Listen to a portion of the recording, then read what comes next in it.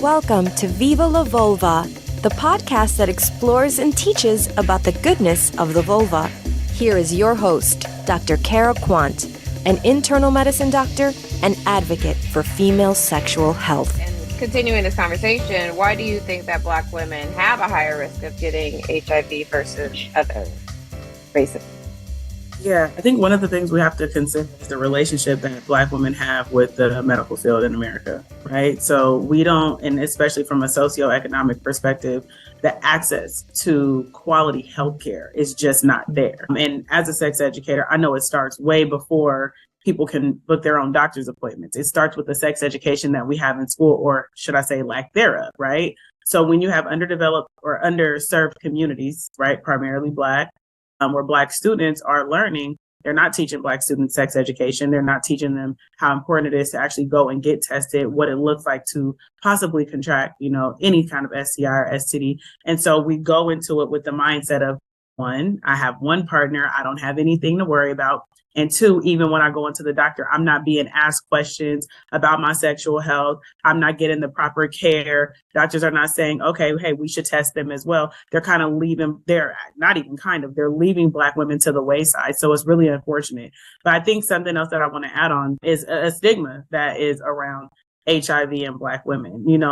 It's reported that 1 in 5 HIV infections are women, but the majority of it, yes, is Black women. But it's interesting that Black women are statistically reporting that they have fewer partners than white women. They're more likely to use condoms.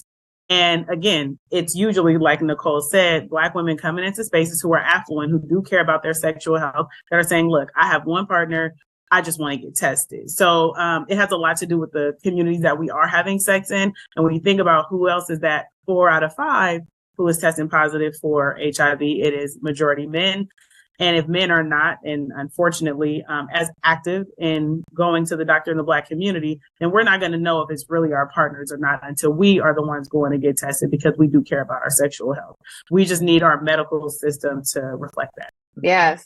Yeah, no, I agree. And I work in the urgent care. I am a strong advocate. I mean, obviously, I have a podcast called Viva La Vulva. I'm like an advocate for female sexual health. And so a big part of my practice is saying, hey, I mean, I don't ask everyone for if they want to be tested, but I do ask people who are coming in for some type of vaginal issue, or just they are coming in with some type of sexual question or concern or issue. And I usually will bring up, when is the last time that you were tested? Like, do you have sex with men, women, or both? Do you, so those are common questions that I ask, but I do advocate for people to get tested often. And I know that is not the case for every provider that is out there. I know that's not the case.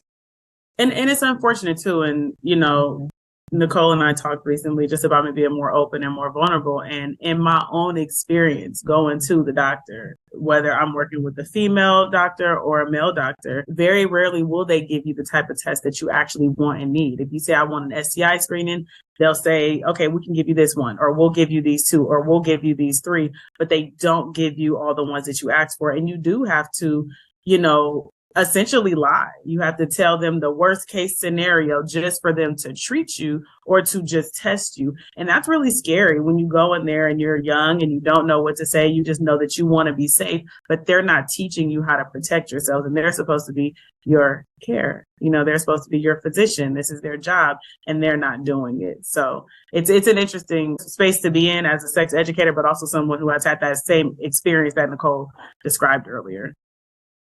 Wait, what? So they're not giving you all of the tests. It's just like, oh, you can get it. Like in your experience or in people that you've talked to, it's just like, oh, you can get an HIV test and that's it.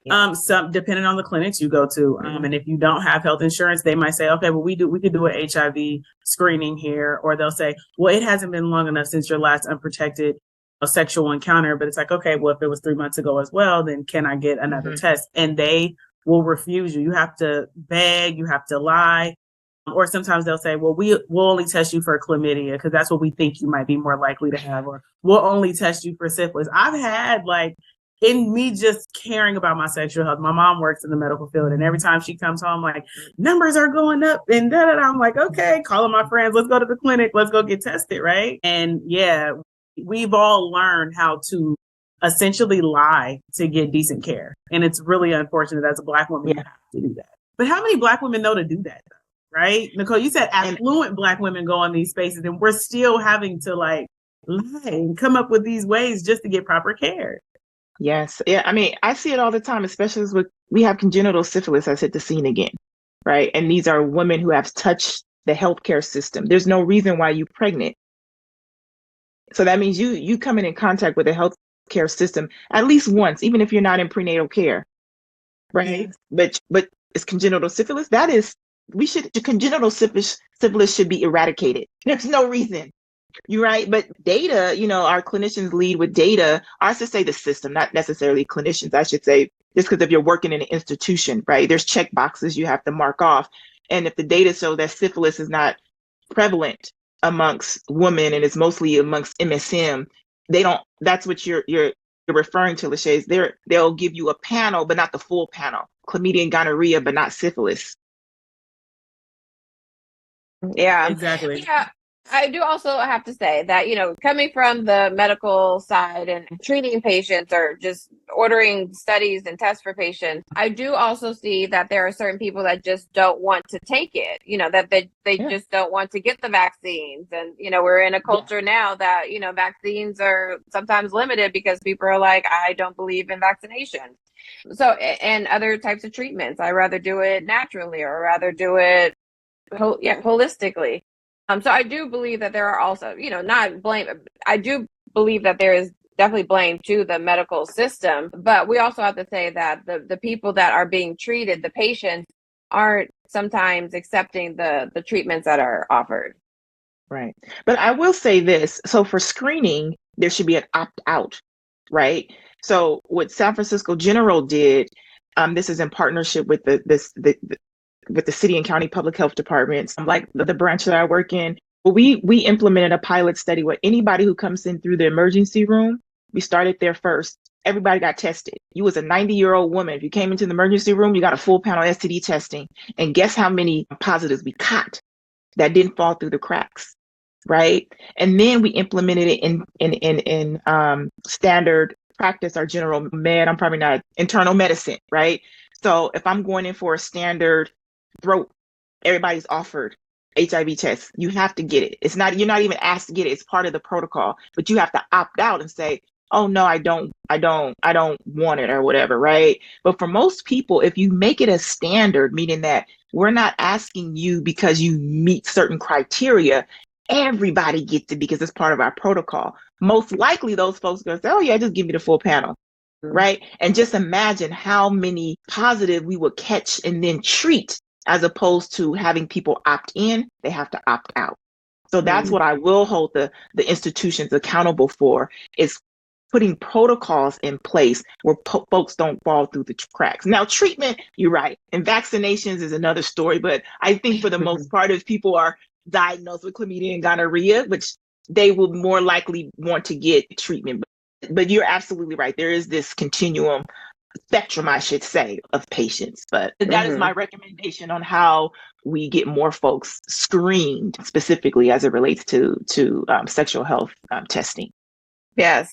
And I will bring up maybe later about the testing that you are a part of that is available to people throughout the U.S., which I did not know as a practitioner.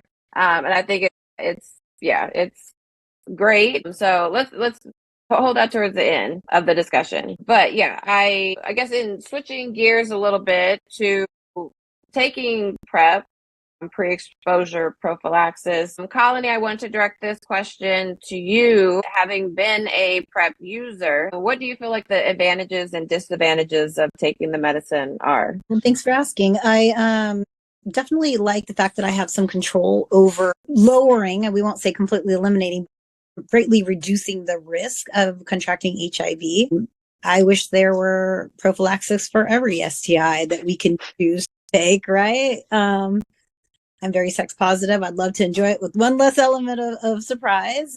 But I think the biggest disadvantage is truly in my own research. I just haven't found a ton out there on women, women in my age group. I'm in my 40s, about to hit probably perimenopause, menopause, and how that might be affected.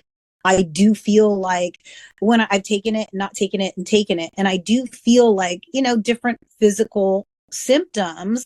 And I don't know if that's just a transition of getting back on it, but I feel different when I take it physically. And I do wonder, like, what is that causing? How's that affect my body on the long run? So for me, that's a disadvantage. I'd like to be as natural as possible. Mm-hmm. Yeah.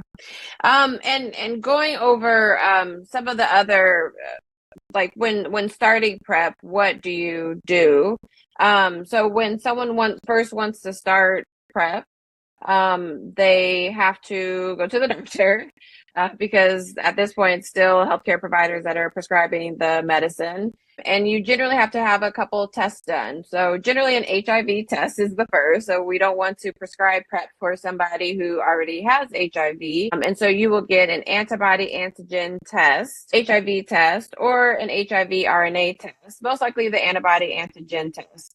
The rapid HIV test is not, I would say, good enough to start you on PrEP. It would have to be one of those other tests.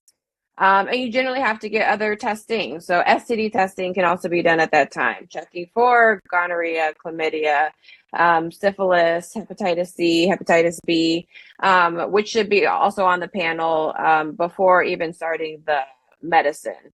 So I would say it's not necessarily a disadvantage, but you do have to go and you do have to get blood work in order to start this medicine. It's not just something that you can go in like birth control and just like get the medicine and go. There are some other tests that need to be done.